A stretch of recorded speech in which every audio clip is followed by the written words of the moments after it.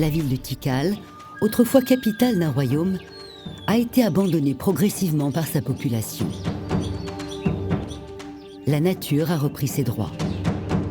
Des 100 000 habitants qui vivaient jadis dans cette cité florissante ne subsistent que quelques individus. Beaucoup ont fui la sécheresse pour s'installer au sud, dans les hautes terres mayas. D'autres sont allés vers le nord, dans la péninsule du Yucatan. C'est une période de reprise après l'abandon de nombreuses villes, après toutes les crises vécues par la grande majorité des villes mayas. Quand on focalise complètement sur les basses terres centrales, on va parler du collapse de la civilisation maya. Mais c'est local, c'est ce qui s'est passé dans cette région-là. Mais les Mayas ne sont pas atteints ailleurs. On a des tas de zones où on sait très bien que des gens qui étaient à proximité des cours d'eau s'en sortent beaucoup mieux. Quand il y a de la sécheresse, vous cherchez les endroits avec des rivières et des lagunes. Il y a donc des mouvements de population vers des lieux opportuns.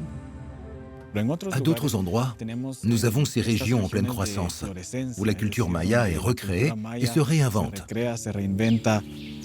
Et l'une des grandes cités qui symbolise cette renaissance s'appelle Chichén Itzá. À son apogée, au XIe siècle, cette nouvelle capitale qui s'étend sur 5 km² compte sans doute près de 40 000 habitants. 2 fois plus que la ville de Paris à la même époque. Ce que j'aime à Chichén Itzá, c'est qu'elle me fait penser à Rome, comme si c'était la Rome des Mayas, la grandeur des espaces publics. Contrairement aux anciennes cités mayas, l'architecture se fait aussi plus raffinée, avec davantage de décorations et de sculptures sur les façades. Et puis il y a cette architecture post-classique qui change radicalement. Nous parlons de toits plats, de centaines de colonnes. Mais surtout, au centre du site, trône le temple de Kukulkan, une prouesse architecturale. La pyramide de Chichén Itzá a une architecture très particulière. Une pyramide radiale à 4 escaliers et surtout, elle comprend la représentation du serpent à plumes.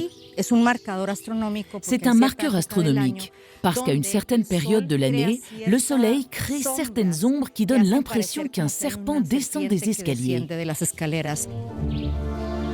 Ainsi, 2 fois par an, au moment des équinoxes de printemps et d'automne, on peut assister à un spectacle stupéfiant à mesure que le soleil se couche sur la pyramide.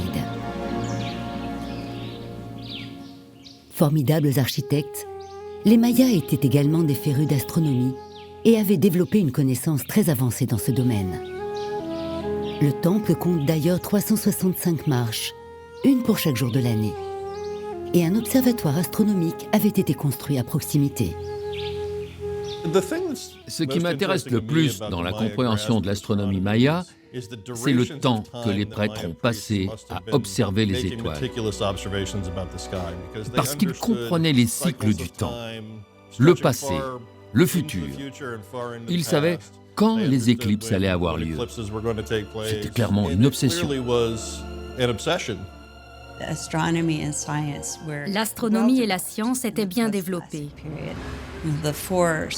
Les 4 livres hiéroglyphes mayas qui ont survécu parlent principalement d'astronomie et de science, d'alignement des planètes et de cycle de Vénus.